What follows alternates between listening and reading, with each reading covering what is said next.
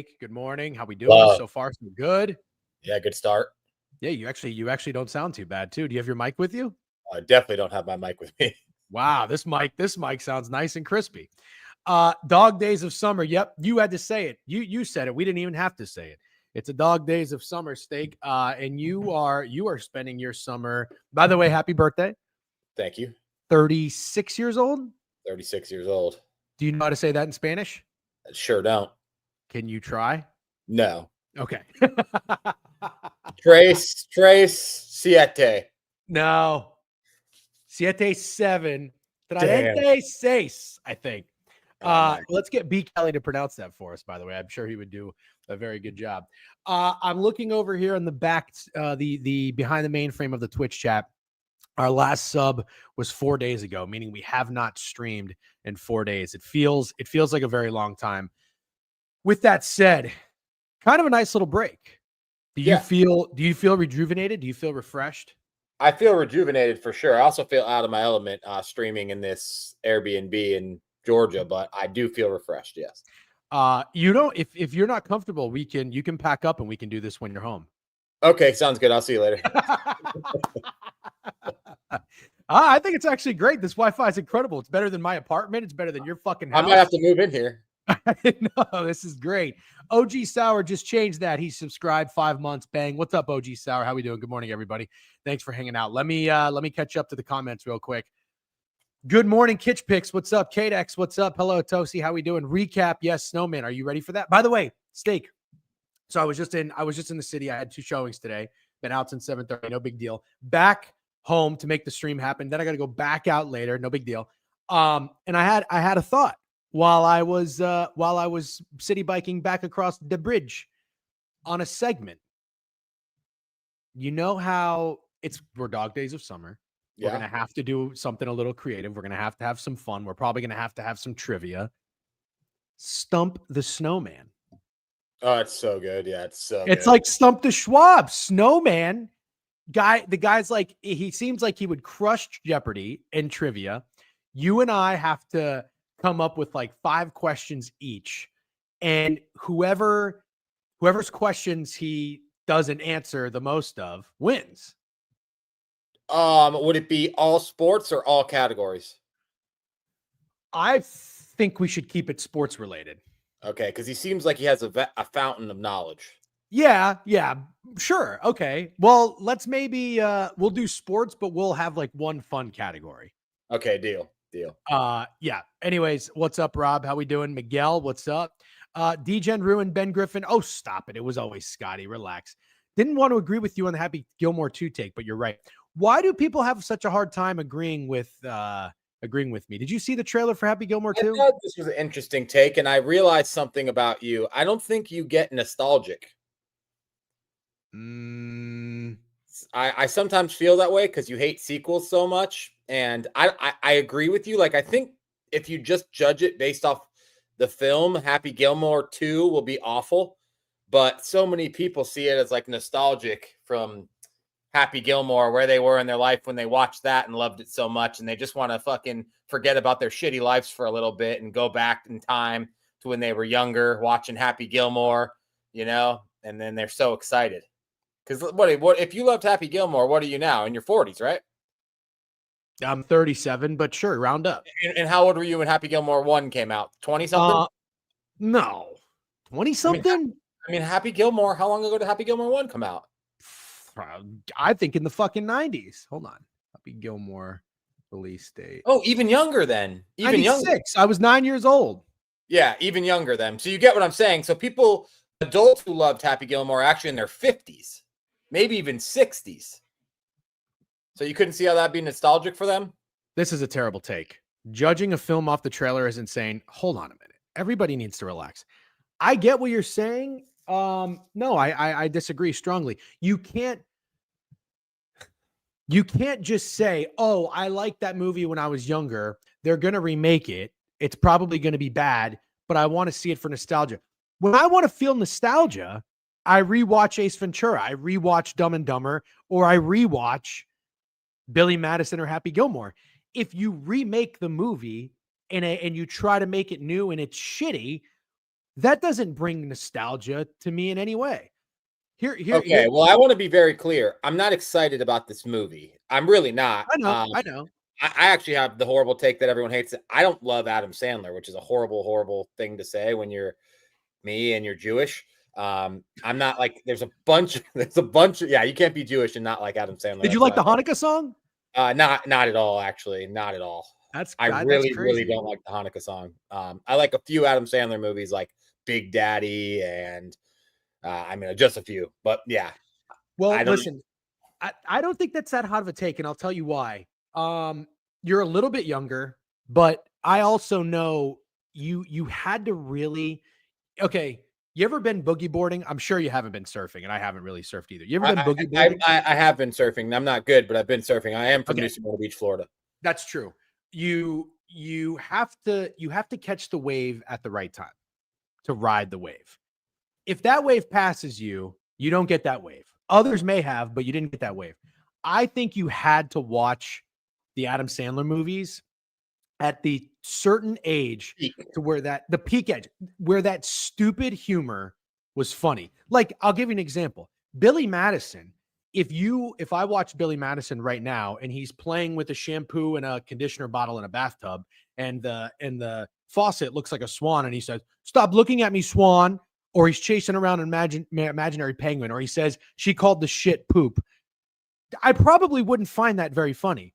But when you're like 12 going into your teenage years, it's hilarious. I have a feeling you did not watch them at the right times of your life, correct? Okay, I got to give you it. That's a very good take that I have zero disagreements with. That also fits probably perfectly into why I like all the Will Ferrell movies so much, because I feel like I was the perfect age for every like Will Ferrell stupid movie that like if you try to show to a kid these days, or even like a 20-year-old, you show them like the Will Ferrell movies. Like I feel like a 20-year-old kid right now would break apart like Super Bad, which is a fucking incredible movie. You know, all those movies. I feel like I did miss the peak. I was like 2 or 3 years too young. Very well said. And I would give you a pass from that. See, that's the thing. People always say, like, oh, DJ's so harsh, or he thinks everything needs to be his way. Not true at all. I can understand. I can empathize. I put myself in your shoes. I always try to play devil's advocate. I can get why you wouldn't think Billy Madison's funny or Adam Sandler's funny. And I think I just nailed it. You caught the wave of Will Ferrell perfectly.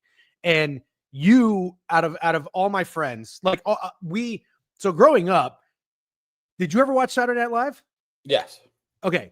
Growing up, back in my day, when we used to smoke weed and watch movies to laugh at, we would watch the best of Saturday Night Live Will Ferrell DVD. Have you ever watched that? Absolutely, 100%. Okay. It's hilarious. It's hilarious. Like, I loved Will Ferrell, but I got over the Will Ferrell humor in a way. Like, I still find the old movie, like old school and everything, hilarious. Those Adam Sandler movies and Jim Carrey movies will never not be funny to me, if that makes sense. I love Jim Carrey, dude. Love Jim Carrey. Yeah. So, but you, out of all my friends, you can like recite Will Ferrell comedies more than I think. I think you'd be, if there was like a trivia, you'd be in the top percentile of Will Ferrell comedies. I was addicted to getting high and watching Anchorman. I mean, all those movies I can name. Even when you said you rewatched Pineapple Express and it wasn't like as funny as you remember, like even that offended me. So no. I said it was funnier than I remembered. Oh, I thought you said it wasn't as funny as you remember. No, unless I misspoke. So I did rewatch it, and I rewatched it with my wife. She was kind of fired up to do it too, because she kind of shared the same sentiment as I did about the movie. Like, and she smoked weed, like we smoked weed together. We had our stoner phase. Loved Seth Rogen movies. That's another guy who's kind of fallen off a little bit, I think, but whatever. That's another conversation. But eventually, if you're Seth Rogen, you have to fall off, right? Yeah. Like the pothead shtick gets a little old. So the movie started slow. It was not as long as I remember. I know exactly what it was about the movie that I didn't like. It had some really funny scenes. Do you remember Pineapple Express fairly well? Yeah, but it's been a while. I'll say that. Okay. Do you like James Franco? I think James Franco's stoner guy was not as funny as I anticipated. He had his moments, but like I don't think he lived up to the hype. That trailer set the bar too high for me. and it had some scenes in the middle that were hilarious. Like Kenny Powers was funny. Danny McBride, he was great. The cop, or no, not the cop. The bad guy who is Daryl from The Office. I don't know his name. He's fucking hilarious. Dude, but he like, is hilarious. the end where they go down and it's like an action movie for like 45 minutes. Could have cut that in half, I think. It was a little long. I'll give you that. Also, I don't think James Franco is that funny. Yeah. I kind of just thought like the duo of James Franco and Seth Rogen was going to be like how Vince Vaughn and Owen Wilson were in Wedding Crashers. Yeah. And it wasn't that great, I think. Still funnier than I remember. Like, I did laugh. My wife laughed, and we agreed. Like, I'm glad we rewatched it. Funnier than I remembered. Still, like, not an elite comedy. Like, you should rewatch Hot Tub Time Machine. Dude, did I tell you the Hot Tub Time Machine story? I don't think so. I'll make this super quick. I went to see Hot Tub Time Machine with my buddies. High as a kite. I had the Hot Tub Time Machine story. Expectations are a big thing in life, by the way. Bar on the floor. Walked out of that theater. I thought it was hysterical. And we were dating, my wife and I, at the time, just dating. And I was like, you got to go see this movie. It is fucking hilarious. I built up Hot Tub Time Machine like it was like the funniest movie that came out in recent memory. And the whole time I'm watching it, I'm thinking to myself, oh man, this isn't as funny as I thought it was the first time. And she thought it was a huge letdown. So I really fucked Hot Tub Time Machine up. You did with expectations. It's really the movie you're supposed to watch without expectations, but it's so funny. Zero expectations. Role Models was pretty good. Amazing. Paul Rudd. Yeah. B. Kelly with a sub bang 5 months. Super bad, much better, not even close.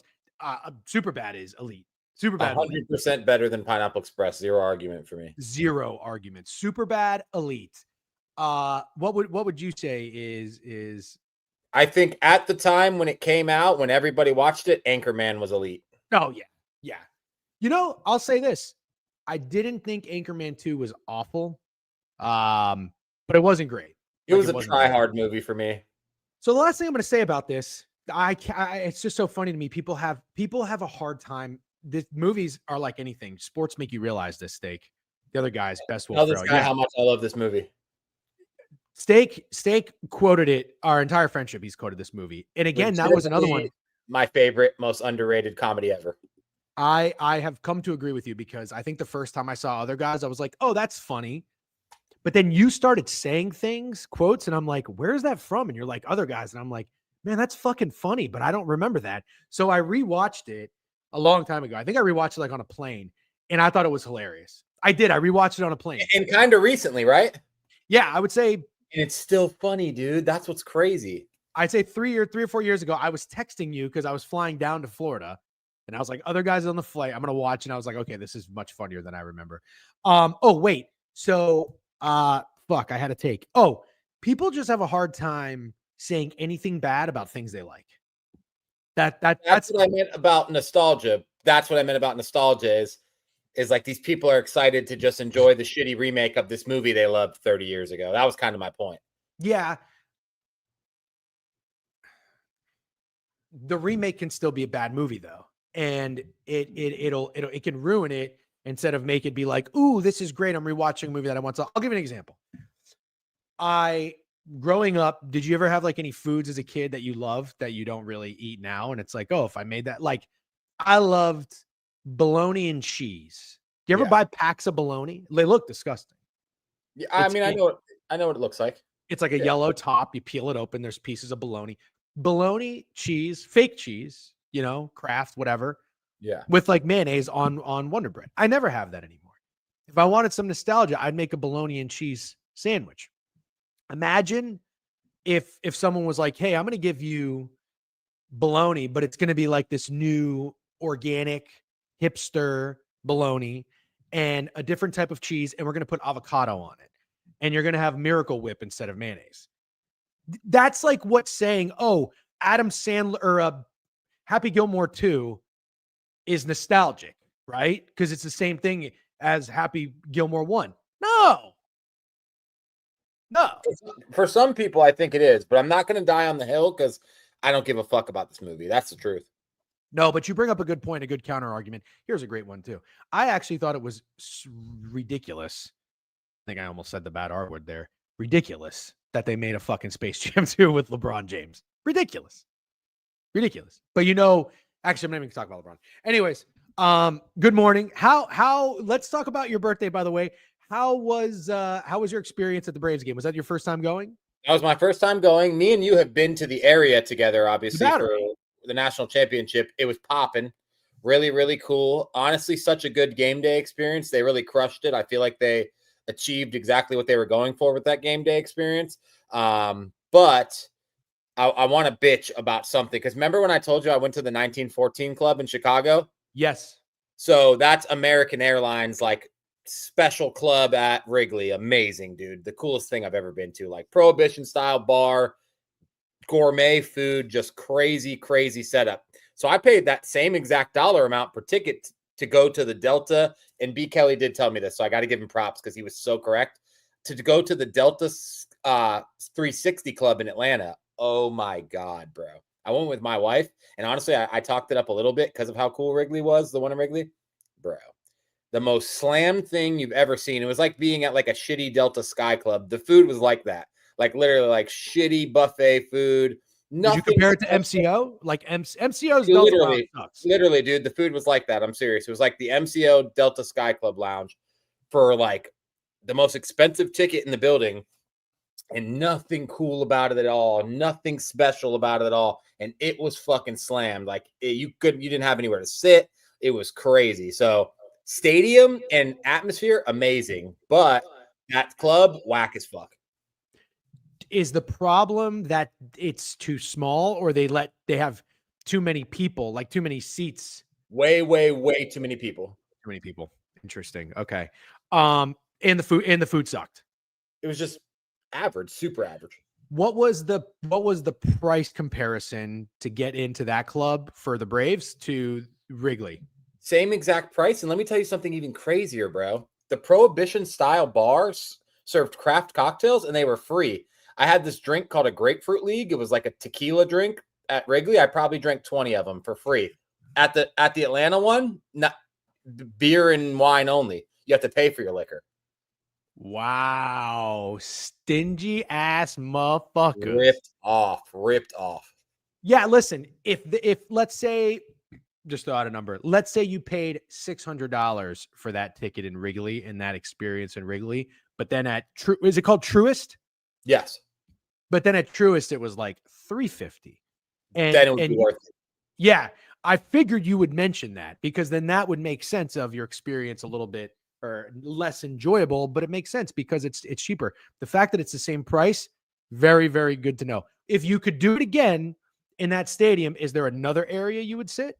So there looked to be, and Braves fans will have to tell me if I'm off on this because I only saw it from afar, but there looked to be like a cool area called the Chop House. Like I was sitting on like the third baseline and it was like in right field and it looked like where the party was at. Like example, remember when we went to Detroit and we had our seats, but then we found like that upstairs bar area and we're like, oh, this is the spot. I feel like we stayed there for the rest of the game, right? We did. Yep. Did we go back to our seats? Mm-mm. I don't even remember where our seats were. So anyways, they were great. Like Chop House was what that was in Atlanta. I'm starting to realize something. Here's a thought. And I have yet to go to a baseball game this year, which is kind of upsetting. The timing just hasn't really worked out. So when you go, you and I are the same. We love to spend our money on good tickets. But what I'm finding, depending on who you're going with, like if you're going with your lady, it makes sense. Get some good tickets, be comfortable, get a nice seat of the view. But if you're going with a group of people or you're going with your boys or whatever, and you just like want to hang out and shoot the shit, being constricted to like 6 seats when you can't really hang out with the guy on the other end, I almost think it's better to just get like $30, $40 tickets at an open area that's not as close to the field. Would you agree with that? Of course. Remember in Detroit, we were like all got a little drunk and we ended up like just sitting in random nosebleed seats for the last. But that's kind of what I'm saying. That experience made me realize, and then what you just said about the Chop House, and I'm thinking about Citi Field as well. That's kind of the way to go. I think I've accepted that. You're in your bag today. You're 100% correct. 100% correct. I'm telling you, I think taking a little time off, coming back in refreshed, rejuvenated. Also, my sleep score last night, Ooh, how was it? 89. Nice. That's good, dude.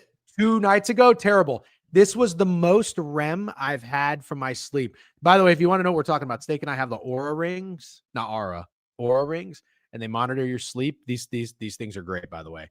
How has your sleep score been on vacation? Yeah, On vacation, for vacation, pretty good. Like I'm in the 80s, which for vacation, I feel like it's pretty good. My daughter woke me up at 7 in the morning. So having an 80 when your daughter wakes you up at 7 in the morning, actually pretty big up. You don't wake up at 7 already? I feel like you're an early guy. She wakes me up at 7, but on vacation, that sucks. Gotcha. Okay. Do you hear the echo? No. Damn, I'm echoing, but I guess if it's only me, that's perfect. Yeah, I think so. It's probably going to be annoying. But anybody else? I guess I could ask the chat. Anyone hears me echoing, let me know. Oh, no. You guys hear an echo? I don't hear an echo. No cap in this recap. There is an echo. What the fuck? Let me see. I want to see something real quick. Hold on. Okay. I think I fixed it. Yes. Interesting. No echo for me. Tiniest, but it's no big deal. It's not bad. Okay. We hear it, but it's faint. Okay. All right. Thank you. I think it's okay. Excuse me. Okay. So you're in Georgia now, and then you're going to be home. You drive back tomorrow? Yep. Okay. We are, by the way, speaking of going to games and whatnot, make sure you use SeatGeek and you can use our promo code DGen. You get $20 off your first purchase. I haven't had this up for a while. But I've seen people trickle in. People still use the promo code every now and then. Save yourself $20 on your first purchase. It's not that bad. Okay. It's good for steaks. How do you say that word? Dulcet? God, see what I'm saying, dude? This guy is just a fountain of knowledge. Snowman, did you hear our idea? Stump the Snowman? No, I think he got in like 2 minutes too late. Snowman, you didn't hear our idea, right? Yeah, we're gonna do a segment. We'll figure out the timing, but we're gonna have you on, and then we're gonna do Stump the Snowman. I missed it. We're gonna do Stump the Snowman, where each of us are gonna come up with 5 questions, and whoever's questions you can't answer the most of wins. 4 sports, 1 random as fuck. That's what I'm saying. Stump the Schwab. It's not even that bad. I did when I first joined 5 minutes ago, but only heard it for the first minute. Okay, cool. Well, Steak, I think if it's okay with you, we should probably recap the well, it's not that much action that's happened over the weekend. The Stanley Cup's been set. Oh, tomorrow, guys, I'll confirm there's going to be no Steak. I'm going to have Johnny Lazarus on to preview the Cup. And Ian McMillan, if you are listening, I just remembered I got to reach out to you because I want you to come on as well to talk puck this week, maybe Wednesday or Thursday. We'll chat. Wait. Can I talk about one thing? Because I don't know if you saw my tweet. I'm sorry to cut you off. No. Go ahead. We got plenty of time.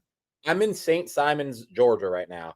I went to a Chick-fil-A yesterday. I drove by it at like 6 p.m. Open on Sunday, dude. On God. I swear to God, bro. This Chick-fil-A was open. You tweeted that? I tweeted that, yeah. Look at this, just so everyone can see.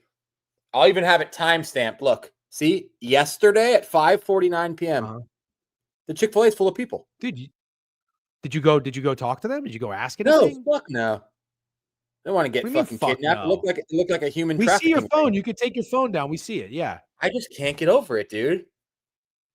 Who rents out a Chick-fil-A for a wedding? I wouldn't even think they would allow that. I don't know. I'm kind of annoyed you didn't fuck. Bro. What did you want me to do? If you walk into that investigate, they hit you with one of those Men in Black things where you forget your entire life. I'm working in St. Simons right now. The owner maybe had a party. That's crazy. Just guessing Sunday mass, maybe a church. I mean, have any of you ever driven by a Chick-fil-A ever in your fucking life and seen it? Anybody in there? Chicken Gate. Well, walk in and be like, God says you need to be close today. No, but I mean, if you're that close to it, why not just drive in the parking lot, just hop out and be like, I'm sorry, I just have to ask, why is this Chick-fil-A open on Sunday? Yeah, in hindsight, I guess I should have done that. I mean, I have questions, and you could have probably, it doesn't look like you were driving over a bridge and there was a tiny little open Chick-fil-A a mile away. You were right there. Driving over a bridge. Any update on your tenant? No. No, I haven't heard anything from this weekend, so I think we're okay. By the way, the weather, I was bitching about it the other day, was fucking 44 degrees on June 1st in New York. It is glorious right now. So that's probably also a reason I'm good. I'm feeling good. Steak, go get a suit and shades and roll up and say you're from Chick-fil-A HQ. You're investigating Sunday. True story. I used to work at Chick-fil-A, 14 years old. You told us a fucking great story about that. Should have at least went through the drive-thru. Should have done fucking something. Could have said you attended the only Chick-fil-A that's ever been open on a Sunday. This, just because a couple people asked in the chat, this is one of the most underrated places on the East Coast, in my opinion. Yeah. Are you far from Tybee Island? I don't think so, but I don't know. I'm an hour from Savannah. So you're probably, yeah. And you're on the coast, right? Island? Yeah. Island right on the beach, yeah. Yep. Okay. Interesting.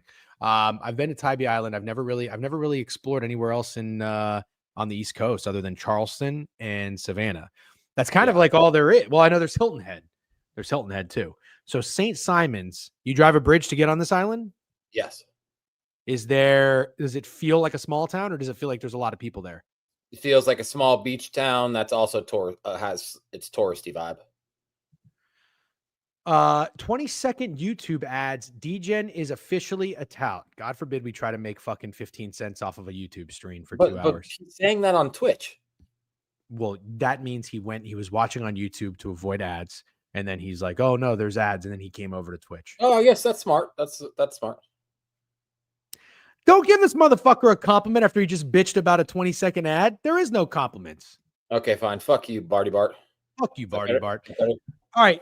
Anyways, let's talk about the Knicks. I have some thoughts about the Knicks. I know you're on vacation and I know that it was your birthday. Did you watch any of Game 6?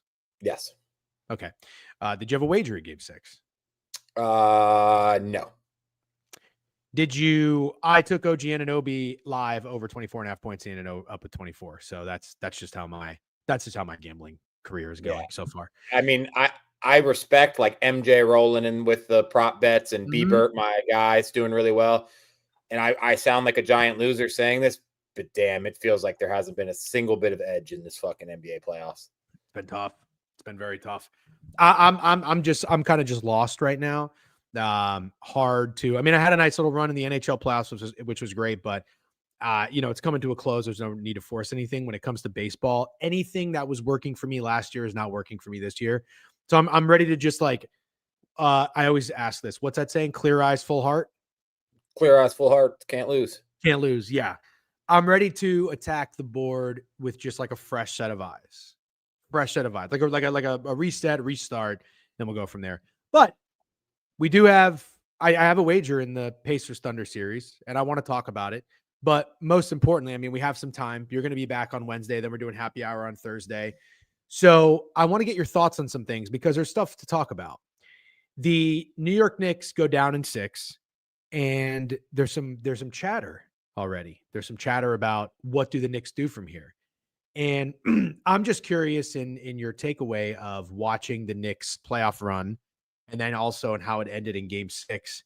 If you have any thoughts on how you'd feel if you were a Knicks fan, or if you were anybody in that organization, as the Canadians would say, on what to do if you're the Knicks. But the biggest question I have right now, I don't know if Hovey's in here. I don't know if we have any other Knicks fans that follow us. But are you disappointed, or are you holding your head up high that you even got to the Eastern Conference Finals? I mean, if you're not holding your head up high that you got to the Eastern Conference Finals, I don't know what the fuck you expect. For me personally, I think that that's Tibbs' ceiling these days. I think what just happened with the New York Knicks is actually Tibbs' ceiling, and we're never going to see him in an NBA Finals. And honestly, we may never see him in an Eastern Conference Finals again. Tibbs, the game has passed Tibbs by in a sense that the way he coaches doesn't work anymore. And honestly, I think it's very believable the Knicks could have won this series against the Pacers if they had just a normal average NBA bench that they could go to. Mm-hmm. And I've said it before, but I think the Knicks had a few guys on their bench that they could have utilized in the series that they didn't, specifically Precious Achiuwa and fucking, I know PJ Tucker's 42 years old, but a whole lot of playoff experience. Tyler Kolek, all these guys. Like, if you're using Landry Shamet and DeLon Wright, you can use those guys too. So yeah, I've seen a few people with the Cat take. I don't know how the fuck you could say Cat's got to go. I think that's kind of crazy. I feel like they traded for Cat and immediately got better. But I think there's two things that people maybe don't want to admit. Knicks should get rid of Tibbs. I genuinely believe that. And two, Jalen Brunson is a liability defensively. You cooked, I think. Good. I think you cooked. Let me see. Where do I want to start? I want to talk about the bench. I want to talk about Tibbs. Let's start with Cat. I think you're right. Like I think I'm kind of a Cat guy. He's a frustrating player though, and it just is what it is. He's got so much skill. He's got so much talent. He's frustrating, but a lot of players are frustrating. I think you take the good with the bad with Cat. You traded for Cat. I'm hearing rumors, or not even rumors. I'm hearing people talk about trading Cat for Giannis.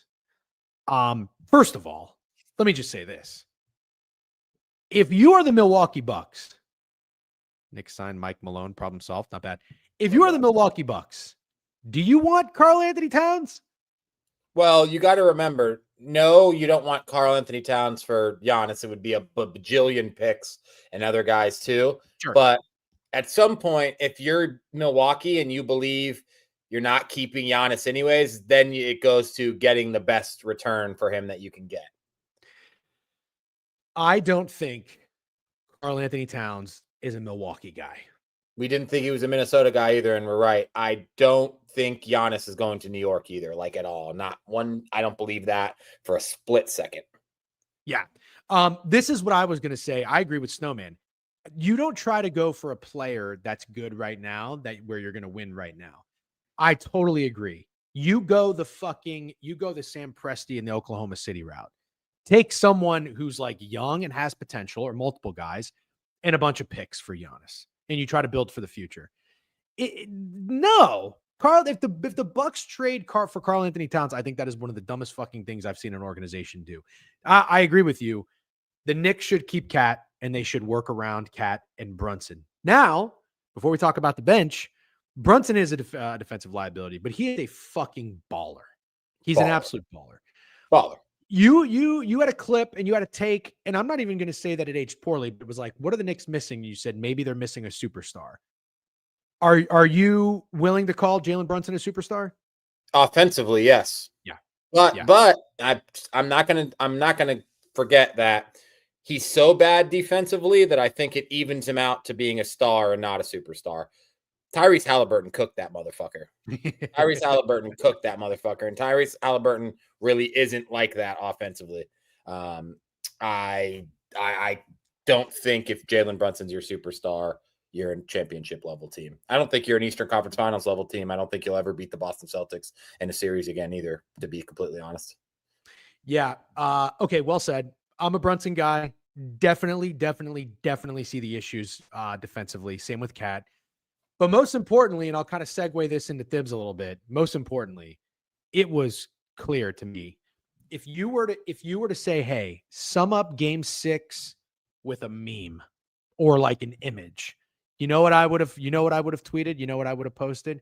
I would have posted a picture of a gas tank on E, because it was so evident. It looked to me like Jalen Brunson and a lot of these guys, but mainly Jalen Brunson, ran out of gas. He was fucking tired. There was a specific play where Nembhard pressed, full court press, stole the ball from Brunson, laid it up. You remember this play? Yep. And then got right back in his grill, dude. Like, he fucking stole the ball, laid it up, got right back in his grill for the next play. And Jalen Brunson looked at him like, bruh, like, you're fucking full court pressing me right now. Like, I'm exhausted. He looked like that. And I think it's foaming out of the players. Like, I think it's boiling over that they don't want to play for Tibbs, personally. Yeah. I feel like we're cooking right now. I don't know. It could just be me because we haven't streamed in a long time. Before we get to the bench, Josh Hart. Ooh. Josh Hart, I know he is not on your team to score points. I know he's on your team to be a heart and hustle guy. But the Knicks... Snacks. Sorry, 1 second. Snacks. That is not what I said, bro. Come on. That is not what I said. I said it was because they don't have any bench. It would have been nice to see him utilize those two guys since they were using DeLon Wright and Landry Shamet, but never once did I say the Knicks lost because PJ Tucker and Precious Achiuwa didn't play. Let me Yeah, clear. no. That's the definite. You're gaslighting me right now. Is what you're doing. Snacks like once a week will come in and just like misinterpret or misconstrue things. That's like when your girl flips something around that you said it to sound the way they want it to say. That yes. is But textbook. what you just did, I'm so happy you did that because that's what I've been doing, and I feel like you've just kind of kept your quiet. If like someone says something you disagree with, you just let it go. Don't let it go. Get after these motherfuckers. You know what I mean? They need it. Anyways, Josh Hart, as a Josh Hart guy, I don't know if there's any other Josh Hart guys in here. Again, Hovey, I don't know if you're in here. I'm just looking for Nick's opinions, Nick's fans' opinions. I think Josh Hart stock down. Like, no, you're not willing to say that yet. It's so hard to hate on the guy. He just does it all. But I get what you're saying. He's kind of like offensively a liability. Like to some degree, Josh Hart's an offensive liability, but damn, I'm not willing to dog him yet. I'm not willing to dog him either. I'm not hating him. I'm not saying get rid of Josh Hart, but that was Josh, captain of Josh Hart, all team first dog. They took a really, really bad hit. Okay. Yeah, I give you that. OG and McCall Bridges. Hart's post-game interview felt like he knew he was gone. Yeah, he was losing. I agree with that 100%. It was so. See, here's the problem. If you're a dog, which I think Josh Hart is, you can't be like, damn. He full on, dude. He was like Markelle Fultz. He had the yips. He couldn't shoot. He would get in the air and be like, and just fucking fling it and hit the side of the backboard. And you could tell he's losing confidence. You're in the playoffs, bro. You're in these conference finals. If you're a dog, you need to fucking bounce back. Not even score, but just like, fuck it. I'm out there doing all the other shit. Yeah. The problem is they played Mitch and Josh Hart on the floor together, both are offensive liabilities. Yes. Correct. So that's kind of what I'm getting at. The Knicks found something with Mitchell Robinson. Mitchell Robinson was awesome. He was awesome. I know, but he has to make free throws or he's a liability too. That's the problem. And I know he was awesome. You're right, dude. He's a hustler and he was great defensively and a great rebounder, but he fucked it up. He fucked it up too because he can't fucking hit free throws. So here's a tough question. Between OG and McCall Bridges, who would you keep? I think I'm going to get shit on for this, but I think I would keep Mikal Bridges. Yeah, I disagree with you. I'm not saying it's a strong. I don't know that there's a right answer. You would keep McCall Bridges. Why would you keep McCall Bridges? I like what I might just be delusional about what I think Mikal Bridges is capable of being, but I do think Mikal Bridges' ceiling is significantly higher than OG's. I think that's fair. And I see a couple people, OG is way better. If you're in the league, you got to make free throws. Correct. Yep, OG is still underrated. I don't disagree with you. Snowman, I saw you post a paragraph. I'll get back to that in a second. I don't disagree with you entirely. Like, I still think there is potential for Mikal Bridges to be a very, very skilled, talented offensive player who can I'm trying to choose this carefully. Here's a bad take. You ready for a bad take? Yeah. Does Mikal Bridges? How old they are while you do that? What are you doing? I'm gonna look up how old they are while you do that. Okay. Do you think that Mikal Bridges could be like? I know this is going to be a really bad take. A Tyrese Maxey-ish. And I don't mean in their style of play, but I mean in their ability to go out there and pick up the scoring when the team doesn't have it and drop the 28-30. They're the same age, Mikal Bridges and OG Anunoby, and no, I don't agree. No, I don't think so. Okay. So I think you're about to see Tyrese Maxey keep fucking climbing into the superstar level of the NBA. I think Tyrese Maxey will be top 10 in 2 years. Okay. By the way, new follow, Clammy538. Hello. I'm getting a corp call. I'll see if this is urgent or not. So I think I'd keep OG. I think I'd keep OG because I think he provides a little bit more on the court than Mikal Bridges does. And when Bridges is off, it's more frustrating to me than when OG is off. But I still can't forget OG, for some reason, will take 13 threes. Like he was 4 for 13 from 3 one time. Yeah. OG does not strike me as a guy that should be chucking up 13 threes. Me either. He closed out the series really nicely, though. He looked really good last few games. He did. He needs to be that version of himself moving forward where he's aggressive, he drives, he attacks, especially in transition. I feel like it's an automatic bucket where he can get to the basket, he can draw a foul. He's big. You can't really stop him. Bridges, somebody posted a hilarious meme. It was like Bridges with a wide open shot, but it was the Kawhi Leonard like fading back shooting where he's like this. Have you seen that? Yeah. Yes. Yes. Yeah. That's all that I see Bridges do. And it's like sometimes it'll go in and be like, that's nice. That should be your mid-range, whatever fadeaway is your move. But then sometimes he does it unnecessarily. He's a very frustrating player. Tibbs not using his bench is unfathomable to me, and it's very stubborn. And that to me was this guy needs to go, because it was so apparent that you needed a spark from your bench. And these guys came in, they showed a little life, and it was just too late in the playoffs for these guys to kind of get introduced to meaningful basketball. Shamet and DeLon Wright were not really going to hold up for you. Even Precious Achiuwa got in there every now and then. It was more about just kind of making plays and giving your starters rest. The fact that it didn't happen throughout the playoffs until it was like it had to in game 5 and 6 was crazy. So I agree with you. I'm out on Thibs. Yeah. Keep Cat. And if you have to keep Bridges or OG, you keep OG. That's my thought on the Knicks. Any other parting words? Nope. Early thoughts, and then we'll get into the MLB board. But I don't think we have to go too crazy here. You're on vacation. I've got a very busy corp day. We'll just kind of touch on the end. Yeah, honestly, I think breezing through the board, and then I'm going to tell everyone about the team I'm going to bet every day this month. Wow, you've already got yours. I need to really focus on mine. You know who mine is. Is it going to be the Red Sox? Yeah. Oh, geez. Wow. Big June coming for the Boston Red Sox. I'm betting them every single game this month, starting today. Actually, I'm going to tease on Twitter. Are you early thoughts? I texted you guys. I made my bet. Spoiler alert, in case anybody didn't follow me on Twitter or follow us on Pickett. Make sure, by the way, download Pickett, sync your sports books to Pickett. Seamless tracking. Also, for Pickett, I didn't know this. It tells you which players are treating you well and which players are not treating you well. Smart. Yeah. So I'll get more familiar with that, and we'll teach the chat how to do it. I think the Pacers can win 2 games. The Thunder are going to win the championship. Yeah. I think the Pacers can win 2 games. Thunder in 6 is my official prediction. I don't have a Mona Lisa just yet. I'm thinking about it. I'm thinking about it. But I took over 5.5 series games at a plus 115 price, and I put 3 units on it. Those are my very soft early leans. I got to grab my phone. It's in a text real quick. Tell me what you think about the series. Soft. Okay, I think the Pacers have showed us all playoffs that they're absolutely capable of competing in this series, and I think going into the Minnesota series, we thought that this Thunder team had flaws, and then they played a Timberwolves team, which I think performed horribly in the Western Conference Finals. And now we're treating the Thunder like they're juggernauts. And it's not that I don't think the Thunder are really, really good, because they are, but they're super young and inexperienced. And this is the NBA Finals.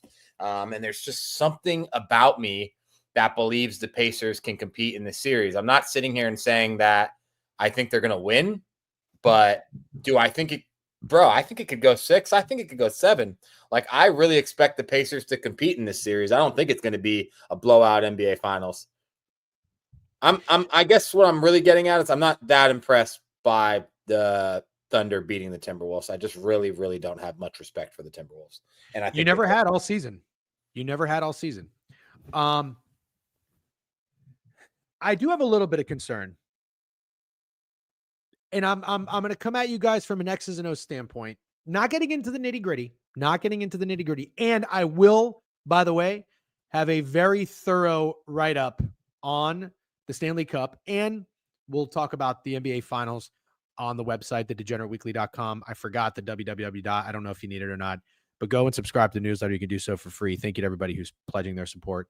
Be careful, Steak. People on Twitter will think you belong in an insane asylum, uttering the words that the Pacers can compete. I've said way dumber shit. Here's where I'm at.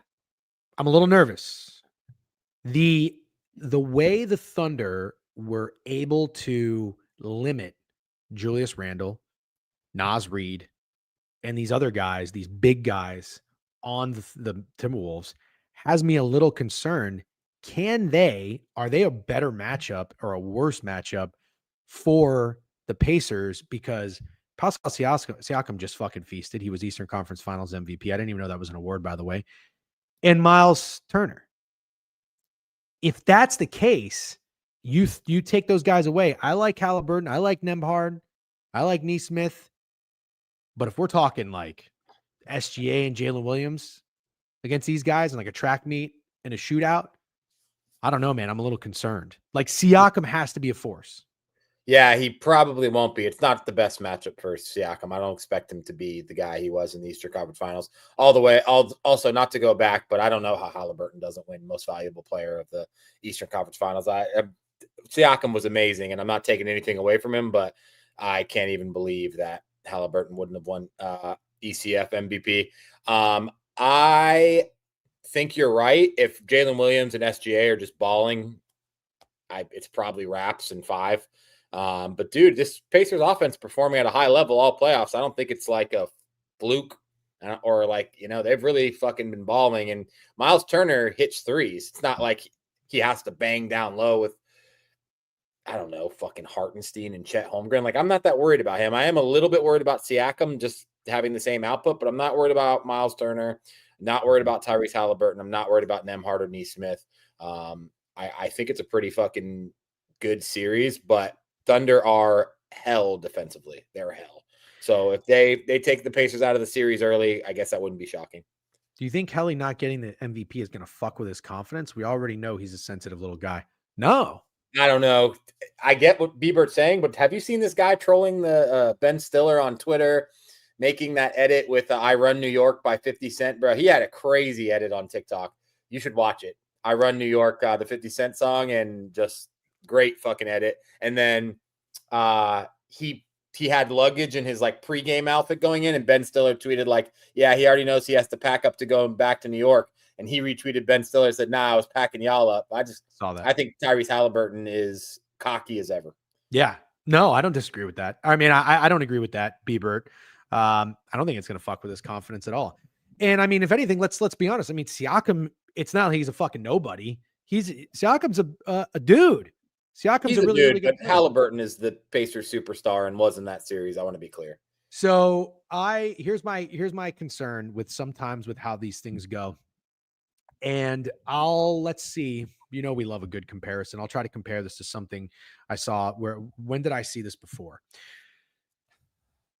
The Montreal Canadiens went on an insane run and they went to the Stanley Cup final. Who the fuck did they play, chat? Who did the Montreal Canadiens play? Did they play the Lightning? You're not asking me. Canadiens Stanley Cup. 2021. Yeah, they played the Lightning. Phil, yeah. They were playing their best hockey, okay? And they kind of came out of nowhere. I think they took down the Knights. It was like, how the fuck they beat the Knights? I didn't expect them to be the Knights. And the Pacers kind of remind me of that team. And I'm just nervous that the real juggernaut here is the Thunder. And the Thunder, or the Lightning beat the fuck out of the Canadiens. Once they got there, they were just no match. But, or I guess also, I'm not done with that yet. The Thunder playing with fire and fucking around with the Nuggets really seems to have woken them up. They seemed like they flipped a switch a little bit. That scares me because the Thunder could come out and be like, we're not fucking around. But here's what I'm going to give the benefit of the doubt and the credit to the Pacers for this not being a flash in the pan, for this not being any fluky bullshit. Steak, you and I know, because we bought into it. The Cleveland Cavaliers were a good team. They were a really good team. Yeah. Throughout the entire season. And it's not like they were just a good team that came out of nowhere. They were a good team the year before. They had core guys. They had dudes who were in the playoffs. They had a superstar in Donovan Mitchell. The Pacers fucked them up. And the only thing is, it depends. Like, do you think the Knicks are a good team? I think the Knicks were a very good team. Yeah. If the Knicks don't blow that game 1, we have game 7 in Madison Square Garden. Who knows if the Knicks are going to win or not? Likely. Right? If you want to say that, though, then you have to mention that the Pacers blew a 20-point lead too. I think it's fair to say that the Pacers pretty comfortably won that series. Yeah. Okay. That's fair. I think the Pacers have shown and proven they deserve to be here. And I think they've shown and proven they're not going to get run out of the gym. I just don't know. I think I saw somebody in the Discord bitching back and forth with SVP. I didn't even know SVP was still around. But I agree with SVP. I don't know if you saw that banter. It was I like, didn't. SVP's a Pacers fan. oh, okay. Well, then that makes sense. But I agreed with what he's saying. He's like, if you're watching, like, if you just respect the Thunder and you think the Pacers are one of these teams like the Montreal Canadiens that get up to this level and then they're going to get outmatched and you run out of the gym. If you just think that because that's what happens in sports, fine. I'm not going to criticize that. But you can't say if to anybody who thinks the Pacers have a chance this series, you can't say like, have you been watching the games? Have you been watching basketball? If you have been watching the games, and I'm no fucking NBA head by any means, but when I've been watching, I have thoroughly enjoyed the Indiana Pacers style of play. I've thoroughly enjoyed just about everybody on that team, even on the bench that comes on and plays for them and their coaching, their fans, everything. I don't see how you could watch the Pacers play and not think that they have a chance in this final, not to win, but to muck it up. Yeah, I hate to agree with you over and over again, but I agree. So I'll just add a little bit of context. The fucking Thunder went 7 with the Nuggets, man. Yeah. All we've talked about is Aaron Gordon was literally hobbling, couldn't walk in game 7. Don't get me fucking started on Russell Westbrook. And Michael Porter was so fucking bad that everyone said he's seriously injured and playing. And the whole conversation is Jokic has the worst teammates in NBA history for a superstar. That's all we hear about. Yeah, exactly. Porter had no shoulder. Like, they went 7 with that team. Why the fuck can't the Pacers take him 7? I don't even understand. I don't either. No, Aaron Gordon was amazing, Kate. I'm not taking anything away from Aaron Gordon, but he was hobbling in game 7. Yeah, and it's Aaron Gordon. DJ in his bag today. Thank you, Jacob. What makes them a juggernaut? SGA. You don't think the Thunder are a juggernaut? No, you can't call. See, I don't think the Thunder are a juggernaut, but it has the makings of a beginning of a dynasty. They're probably going to win the NBA Finals this year. They have the NBA MVP who's in his 20s. They have an insane roster. They have a bajillion first-round picks. And Nikola Topic, or whatever that guy's name is that they drafted, I don't know. I don't remember. Was he 12th overall or something? Hasn't played a game. He'll be back next year. The Thunder have the makings of a juggernaut, or a juggernaut in the making for sure. Sure. Okay, maybe I'm jumping the gun. They're also one of the best defensive teams we've ever seen.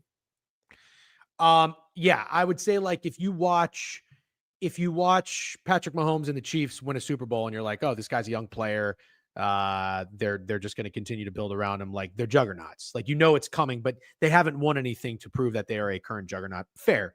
I think the Thunder are going to be a real big fucking problem for a decade. There's no denying that, barring horrible injuries, which I'll knock on wood, that the Thunder will be a massive problem for the next 10 years. Yep. Is there any argument to be made about experience being a factor? Sure. Absolutely. Yeah, the Pacers don't have NBA Finals experience either. Siakam. Yep, Siakam, good. But I know what you mean. Who on the Thunder? Hartenstein hasn't really been on anything. Nah, the oldest dude is Caruso, and we know he hasn't been there. Oh yeah, that's right. Topic was before. Pacers have Siakam, Thomas Bryant, and Rick Carlisle, all champions. Yeah. Way to throw Thomas Bryant. Good. Is he actually a champion? I mean, I never would think Snowman would lie. Let's think, who would Thomas Bryant have played for? Well, he played for Indiana, the Hoosiers, right? Is that what he's referring to? Is he being stupid? Is he being silly? No. Nuggets. Oh, Nuggets. Okay, cool. Is Caruso was on the Lakers, dude. For what? This is why I love the chat. This is why I love this. The COVID year? That would have to be the only time. He did come up with a big night. Yeah. Okay. Yeah, he did. Caruso has a ring. Wow. Okay. I think it's going to be. I got to take. I think, like, anybody who bitches about like, oh, the NBA must be so upset because fucking Indiana and Oklahoma City, who the fuck cares? Who cares? I don't give a shit. Like, I don't need the fucking Dodgers and Yankees in a fucking World Series. I don't care. D-backs and Rangers is fine with me. I think this NBA championship is going to be awesome. I think the Stanley Cup is going to be one of the best ones we've ever had. Like, these two championships, these two finals, I'm going to tell you right now, I'm ready to make a statement. You ready for this? I might watch every second of every game. Love it. Now that people can hear that and be like, what do you mean? Listen, motherfucker, you got to remember, we're married. We're wifed up losers. When your wife wants to fucking do something, you got to do it. You need a balance. I'm going to make a statement. I might tell my wife, we can't do anything. There is nothing we can do. I don't care. You got a fucking friend in town. They want to go to dinner, blah, blah, blah, blah. You can work, whatever. I don't care. I got to watch every second of every game. I think I've decided that. Is the wife in the room with us? No. Be careful. No. I mean, look, I you gotta work around it.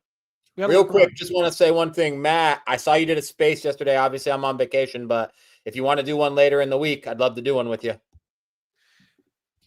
Okay, until I fall asleep. Yes. Until you fall asleep, totally fine. Yeah. Right, exactly. DJ and divorce odds are Steve. Funny boomer wife joke. Nice. Okay, you watch the game. I'll take the wife out. Yeah, hilarious. Good. That was actually a good one, Chewy. Mid Major, what's up? Wait, Mid Major did a Spaces? I saw a little alert on Twitter. I was walking around the beach. You didn't. Where was fucking? Yeah, nice. Where was my invite, bro? Chewy, very funny. Okay, let's get into it. I think we're probably due to have Mid Major on at some point too. Although I don't know. We're also due to talk some football, dude. I've been telling you. Yeah, we are due. Matt, are you getting in your bag? Are you getting in your bag for the NFL? Because we can do something. We can chat. Yeah, we'll be in touch. All right, ladies and gentlemen, your people reach out to my people, Matt. Yeah, is it time to get into the MLB board? MLB is Can't wait to talk about Rockies Marlins. You're not being serious. I'm not being serious, dude. No. But like, were you excited? You're not excited to talk baseball, are you? I mean, it's a pretty whack slate, but I'm betting the Red Sox today. All right, here's what we're gonna do. We'll just tell the chat. Oh, this is fun. We can actually end early because I got to get back out there into the muck and do some work for the rest of the day. So here's what we're gonna do. Chat. Steak and I are not in our bags. We don't even have a bag. We're bagless. Okay, but there's a lot of season left. It's June. And as everybody knows and keeps saying, it's the dog days of summer. Here's what we decided when we went to breakfast. We had Perkins. It was very good. In baseball, teams get hot, teams get cold. And you said something that really stuck out to me. Although I'm having a hard time remembering it. It really stuck out. No. I remember the gist of it. Remember somebody was doing something, but I can't remember if it was a pitcher or a player or a team's bats. And you're like, this guy continues to do well. Why would we not profit off of it? Wonder who I would have said that about. You just said that last week. And I was like, oh, I remember. Takes me a second. Sandy Alcantara and the Marlins playing the San Diego Padres. Yeah. And you said, dude, San Diego Alcantara has been bad. We always talk about him just being bad. Why are we not going to profit off of it? And I think that day I said, let's take the Padres team total over. Yeah. And they scored 8 runs. Yep. No, I didn't take it because I'm a fucking idiot. But you are the king of that. A fucking king, dude. And then the ones I do take are the shit bets. So anyways. Oh, wait. I just want to say, bro, we get on here on a stream. We do K candidates. We have us in the chat cook up a parlay. You placed the parlay and didn't post it, and it hit. Yeah. What were the odds on that parlay? It was 20-1. Bro, it hit, and the chat was on their fucking baggie. We were in our baggie, and we didn't fucking post it. We're just assholes. We're assholes. Like, we are. Stupid idiot assholes. Also, shout out Matty Chucks. I see this guy out here. Another thing that we didn't lead into. Do you remember? I think we were probably the first ones on Twitter to place a no home run bet when you were in Chicago. So amazing. You remember? You were like 30 people in my section hit it with me. You tweeted. You said who should I bet to hit a home run? And I said, how about no home run? And you took it. You got everybody fired up. And what do we do? Because we're a bunch of fucking old washed up bastards. We never do it again. Never do it again. There was only one home run in the Braves Red Sox game I went to, and I would have fucking lost it if they didn't. But shout out to Matty Chucks. I see he's doing no home run parlays, and he's fucking hitting like 4 of them this month. That's great. Good for you. Okay. So what we're going to do in June is we're going to pick a team that we think is getting hot, and we're going to bet on that team head down every day, and we're going to see if we can be profitable. When we had this discussion a week or two ago, you talked about your team. I talked about doing the Royals, but I'm doing a 180. I'm going to reassess the landscape and think of who I want to do it. You're sticking with the Red Sox. I'm sticking with the Red Sox. Absolutely. Okay. Yeah, by the way, quantitative Brewers moneyline POD, the Brewers are red hot. And again, that's kind of what we're talking about here. Why not just keep pressing the button? Like we think of like as being contrarian as like, oh, these good players and these good teams, like we don't want to bet on them because they're due for a loss and we want to be the contrarian who bets against them. I'm fucking done with that shit. It's not working. It's time to evolve. Press the Braves every day. What makes you want to back the Red Sox? They're capped me without Beeman or Bregman. I agree. I'm not really seeing it. Is there something you see in the Red Sox that you like? No, I'm not a ball knower. You just have a vibe. You just have a feeling. Just a hunch. It's just a hunch that the Red Sox are going to get hot. Gut play. Okay. All right. Well, I'm going to try to give a little bit more reasoning on the team that I decide. Brewers, no sweep system yesterday. No, I corrected myself. They did sweep earlier in the year. They swept the Cardinals. They don't get swept. That's the one to stick with.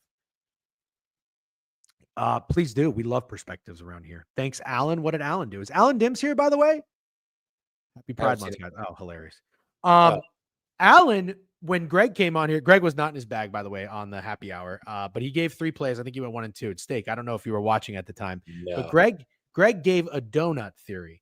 He said the Braves just saw a righty, and it's a doubleheader. They're playing the Phillies. Now they're going to face a lefty. He thinks it's the donut theory, where like you're on deck, you have a donut on your bat, and you're like warming up. Yeah. So they didn't win. I think they scored runs late, but he's like, I'm going to take the Braves in game 2. Alan Dims shat all over Greg for that theory, saying it was the dumbest thing he ever heard. Blah blah blah blah blah. The Braves fucked up Zach Wheeler, I believe it was. They scored like 8 or 9 runs. They went over the team total, obviously, and they won the game. So, Alan, own the L. Own the L. Should we talk about, since I haven't been on since what I did with that Knicks bet where I made all the sharps mad, or should we not talk about it? Yeah, no, let's talk about it. Let's talk about it.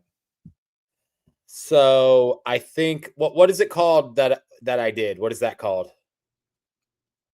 You rang the alarm. You brought the attention to a loophole in the books. You exposed a book error. You want me to keep going? Yeah. All right, I'll set the stage. I'll go set the stage. How it made you feel? Oh, I didn't give a fuck. I had your back. Cornfields is in my fucking DMs chirping me like crazy. Rare steak L. Allen's on here bitching and moaning. Oh, I love steak, but that was a big L. What everybody was upset about was Steak tweeted that, oh, the Knicks are minus 190 to win game 5 on the money line, or you can take over 5.5 games plus 105. You tweeted about that. And the Sharps, who we just gave 2 examples to, were very upset with you because you made it popular. A lot of people went and did it, and then the books took it down, and I think they voided some people's bets. I didn't hear about any bets being voided. At least I didn't see it. But so Cornfield kept saying that people's accounts could get flagged if you do that. Got it. Instead of trying to get down as much as possible on Knicks or try to arb it. I bet a shit ton on the Knicks. No, I bet a shit ton on the over 5.5 games. Sorry. And your bet stood? Yeah, I kept my bet, but I will say that now when I put in bets, they go under review. Are you serious? I'm dead serious. They've been going through, but they go under review. Usually I can just place a bet. Now it says your bet's under review. However, I was just kind of curious because it doesn't make sense that my bets would go under review because I'm not even joking. The amount of money I've lost in the last 3 months on Hard Rock is unspeakable. Like, it's actually unspeakable. So they shouldn't be fucking reviewing me for anything. It's definitely because of that bet. But if I find something like that, which, by the way, I never knew, I didn't know that I was like fucking over sharps. I've never seen anything like that in my life. Like, I'm not that kind of guy. I'm not a sharp guy. I just thought it was interesting, so I posted it. But if a bunch of people saw it and made money off it, am I like Robin Hood, where I stole from the sharps and gave to the squares? Is that a good take? Yeah. That's a good take for me. That's a good take for me. Fuck the Sharps. Yes, that's what happens. It gets flagged because of bets like that since Steak got a line that moved 80 cents. Oh, yeah, I am flagged. I do get a different treatment than I did before that bet. And I only put $2 grand on over 5.5 games. Do you I made a fortune. Just a quarter unit? Do you regret it? No. I don't regret it. I don't think you should regret it. But here's the thing people have to understand. And it's in my bio. And we talk about this all the time. I'm the one who found the bet and sent Steak to DM in the morning. Clammucker. Yeah, that's right. He was in my DMs too. And I didn't even think about it. Also, he didn't say anything like, "Oh, people could hate this." I was like, "Hey, is it cool if I steal this?" He was like, "Sure." Yeah, because I told him, I said, "Oh, Steak stole your shit." Typical Steak fashion, because he steals my bitch all the time. But he said Steak asked permission. Thank you. That's all I wanted. He did. He got your back. I was ready to come after you. I'd be like, "You fucking." I would never steal without asking. Yeah. Okay. Except if it's the Lions Super Bowl 2 years ago, no big deal. So here's my question. I'm just kidding. But it's kind of a bit at this point. Here's my question. I think that if you watch us and if you follow us and you know us, you have to be prepared for stuff like this to happen, because we're just not very smart. We don't think like that. We don't think like a sharp of like, ooh, we don't think like we're fucking the Pink Panther and we're like sneaky and this and that when it comes to betting. We make our bets. We talk about our bets. That's what we do. And we're not out there just like trying to fucking whore ourselves out for clicks. That's another thing sometimes people said. I think Cornfields or somebody was like, "Oh, it's not worth, a couple clicks to get your account shut down or whatever." That's not the like intent. It's but it just is worth a couple clicks to get Cornfield's account shut down. So I just have to tell people, like, we're not doing anything on purpose. And there's no guarantee that it's not going to happen again. Yeah, I knew Steak wouldn't care about it, but it's Hard Rock. They make bad lines occasionally off market, so do other books sometimes. You just have to take advantage of that. So moving forward, Steak, if you see a lot of people DM'd me that, by the way, that pretty much exact thing is that Hard Rock does it all the time, apparently. If you see this again, are you going to expose it in silence, or are you going to tweet it again? Ooh, that's a really good question, man. Thanks. That's a really good question. We should make a poll. What? But it's for you to answer. The chat decides what I do. I'm for the people, dude. I'm for the people. We're for the fucking people. I love that. That's the poll. Expose it or keep it secret. All right. Outlier. How funny is Bart's comment? Outlier Ashley with the new follow. What's up, Outlier Ashley? Why Steaks Wi-Fi? Dude, that's what I said. Immaculate, dude. This is crazy. All right. What should Steak do next time he sees an edge? Tell the people. Keep it a secret. Chat, please go vote. Yeah, there's like let's see how many people. There's 90 something people in here. There shouldn't be 11 votes. No, I know. There probably will be though. Discord only. Next, get someone to pay you not to post it. Oh my god. Ooh, damn. I wonder what Cornfield's number would be. I can't believe that motherfucker too. I'm like, oh, I love Cal Raleigh this year. He's going to be my player I bet on this year, and I take him most RBIs. I never knew that Cornfields liked Cal Raleigh anything, and then he comments on that tweet yesterday that he has a most home runs ticket, 65-1. I'm like, oh, so you wanted to collab on Cal Raleigh? It would have been cool if you were like, hey, DJ, you should take him home runs, not RBIs. I guess people just can't get on base on the Marlins. Snacks with a gifted sub to Nasty Masty. 19-4 Steak. Tell the people. All right. And the four people who said no were Alan Dims and his 3 burners. So I'm not a Knicks fan because I'm from Florida, and I already established my fandom when I was a young lad. I loved hockey, and the only team I didn't have was a hockey team. And when I moved to New York, I was like, obviously, I want a New York team to root for. So I latched on to the Rangers. In case anybody was caring.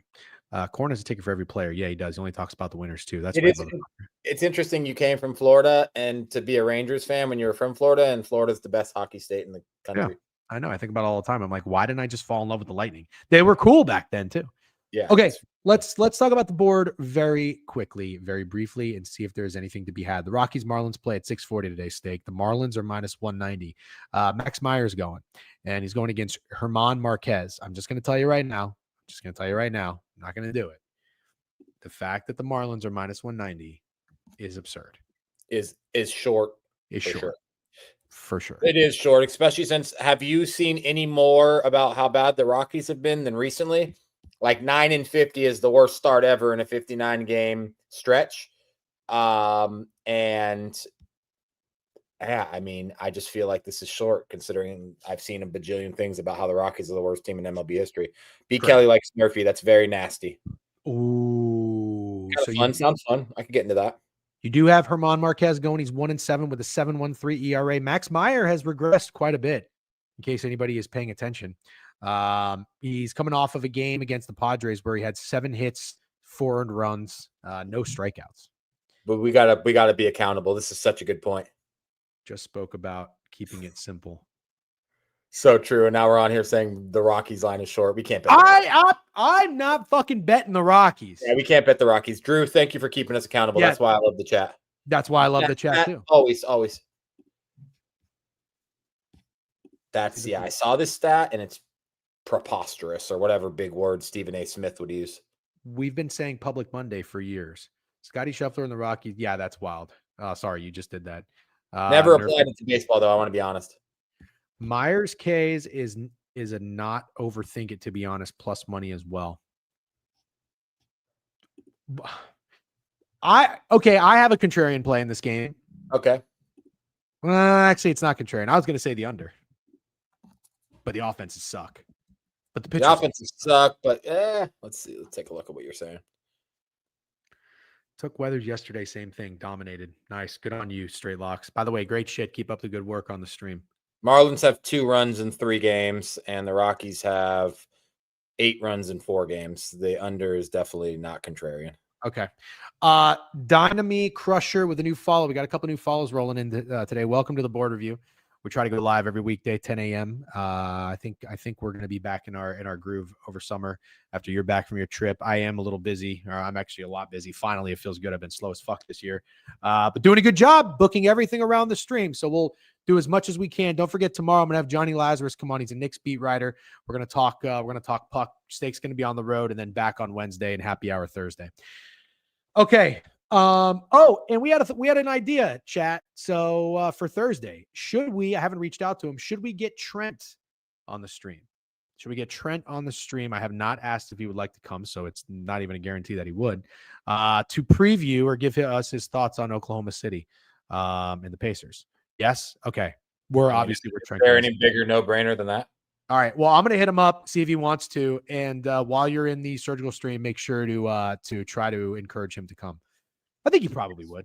But spam the chat. I mean, didn't you ask him before and then he said yes and we didn't set it up? Yeah, when you were doing dog of the day and he was bitching at you, I did ask him. I was drunk after we left the Magic game, and then he said yes, and I forgot to follow up with him.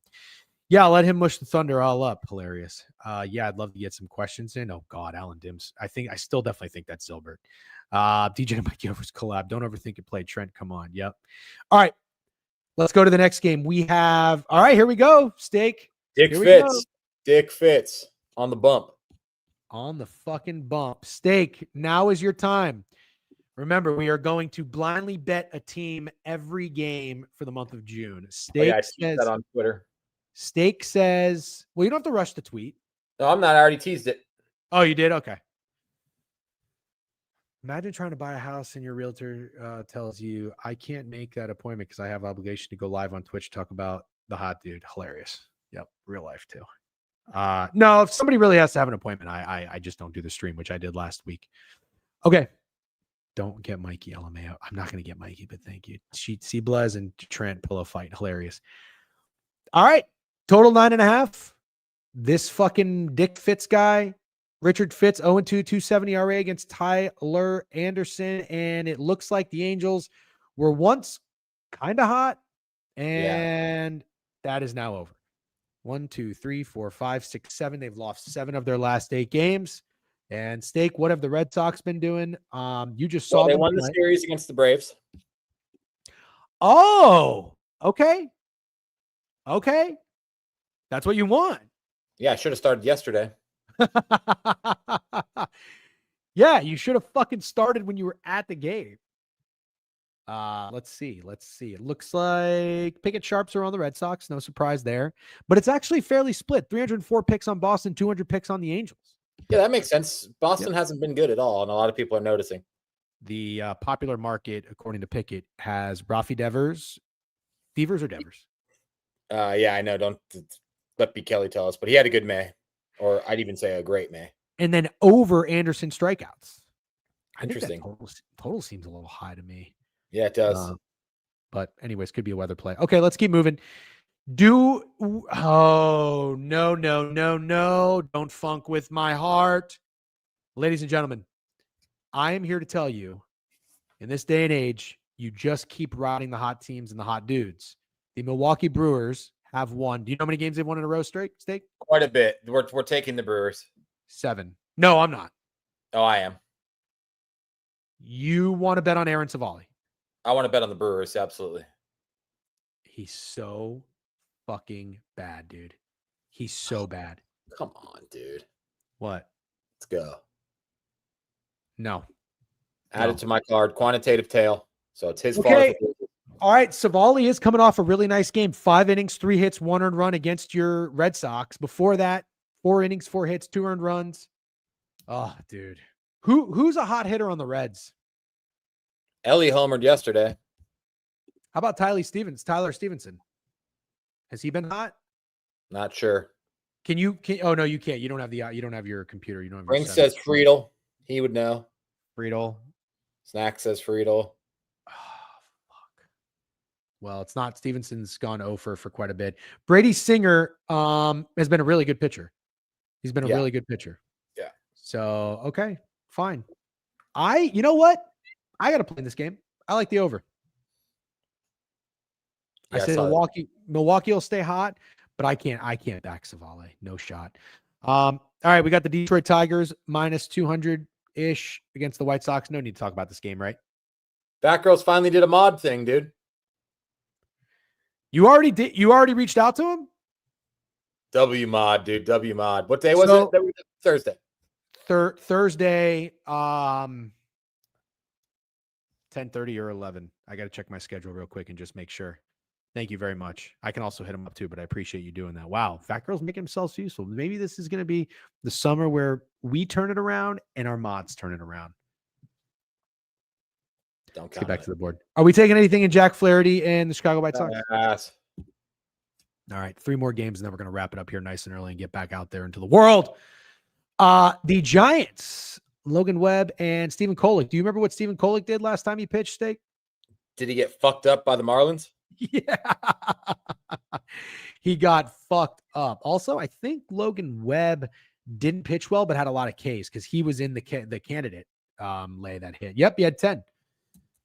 Wow. He did fine. 7 hits, 3 earned runs. He did fine. I mean, 7 hits is a decent amount, but he's going against San Diego. Doesn't look like he's played them this year. And a lot of familiarity against Webb. A couple guys hit him really well. A couple guys don't. Stephen Kolek overcomes first inning. So 6 earned runs, and then he made it through 5 1/3. That is amazing, dude. That is amazing. Stephen Kolek might be a guy. Yeah. That sort of resilient. What's his story? 28 years old. Where was he last year? You ever heard of this guy? No, nope. I have not. Came from the minors. Okay. Well, according to Pickett, Giants are minus 175. The total is 7. Dude, I kind of like the Padres here. Yeah, I don't really. No? Yeah, we've just been seeing the Giants not get that much respect all year, and I understand it's Logan Webb, so he's going to get respect. It's not that I'm surprised at the line, but minus 180 for the Giants. I don't know. I think it might just be Giants domination.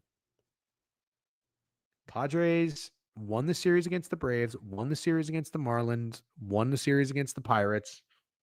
Oh my God, they got shut out against Bailey Falter. That's crazy. They were also down 4-1 against the Pirates and won yesterday. Okay.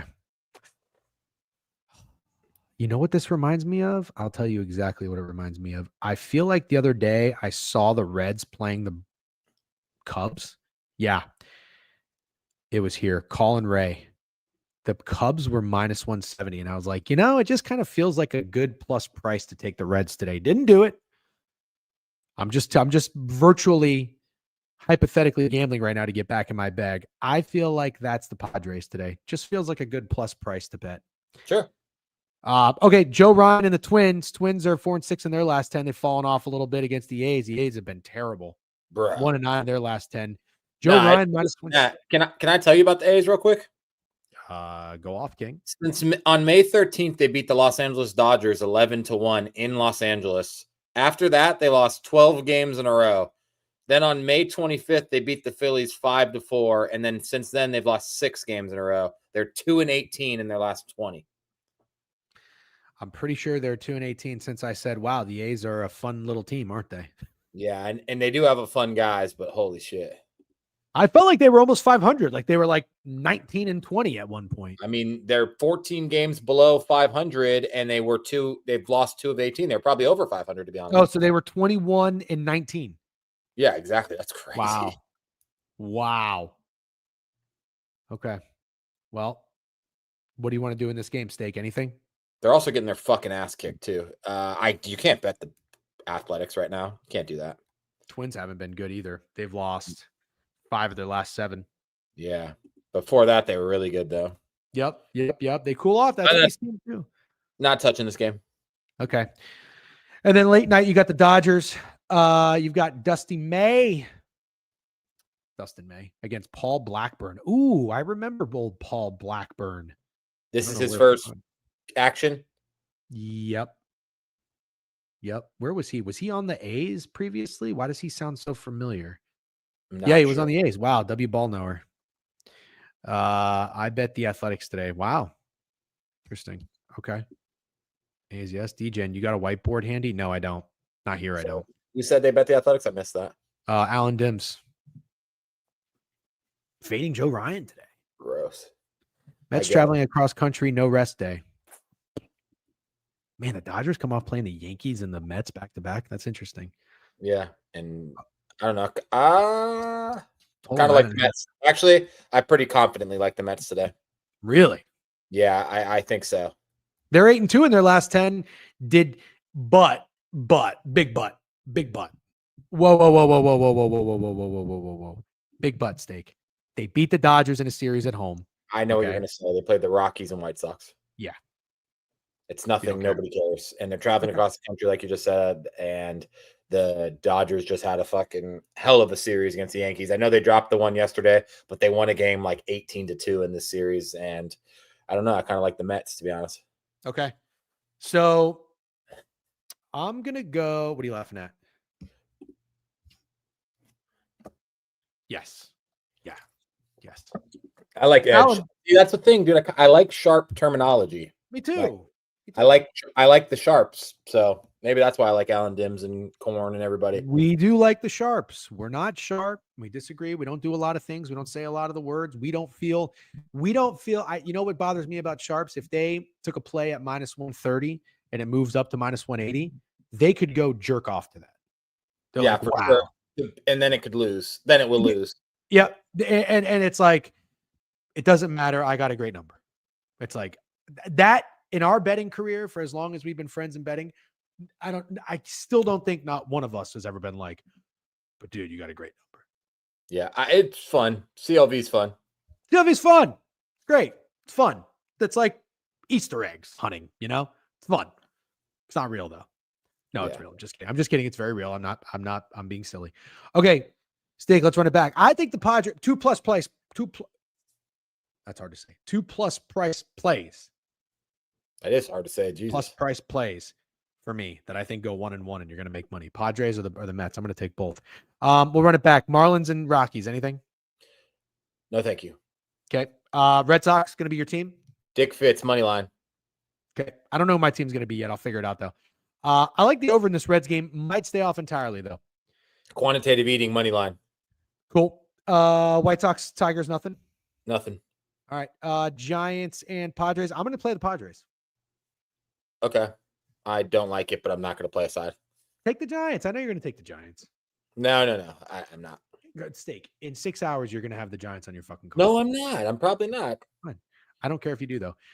Twins and the A's. I'm not gonna fade the sharp Allen Dims. I'm gonna stay away. What about you? Should I tail Alan Dim's money line? Then I'll have Dick Fitz money line, quantitative eating money line, and Alan Dim's money line on my card. Sounds great.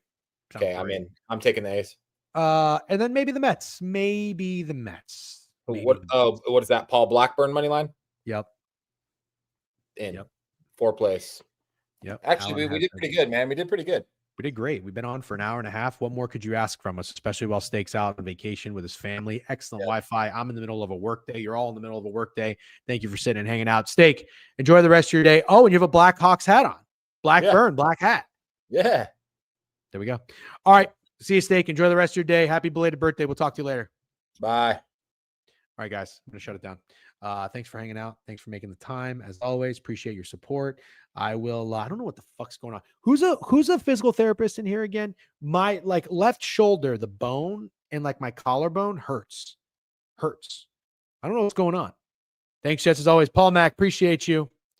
See you, Barty Bart. Great stream, boys. KDEX, appreciate you. Crutch, thank you. Yeah, I don't know what's going on right here. I was sleeping like this, I hugged my pillow like that. I think I fucked it up. Thanks, ADEX. You have to put the wrist straps back on. Dude, I have my wrist straps on all day. I've been free as a bird today. You know what I mean? Free as a bird. Okay, guys, I'm going to shut it down. Have a great day. Good luck on all your bets. We will chat with you. I'll see you tomorrow.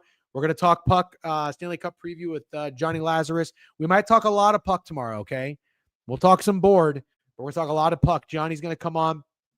Great dude, ball knower. I'm going to see if Ian Mack can come on. I'll chat with him and see what his schedule's like. Get some guests on here. I think BK might come on tomorrow. We'll talk. And then we'll see if Trent can come on Thursday when we're doing happy hour.